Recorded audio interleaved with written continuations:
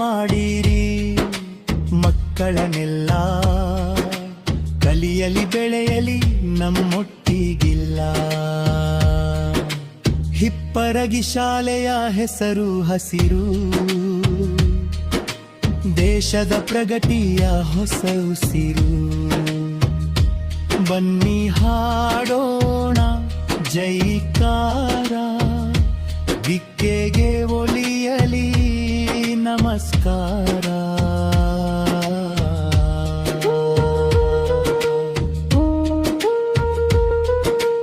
ಬನ್ನಿ ಒಟ್ಟಿಗೆ ಹೋಗೋಣ, ಶಾಲೆಗೆ ನಾವು ಸೇರೋಣ. ಹಿಪ್ಪರಗಿಯ PN ಶ್ರೀ ಶಾಲೆಯ ಕೀರ್ತಿ ಪತಾಕೆ ಹಾರಿಸೋಣ.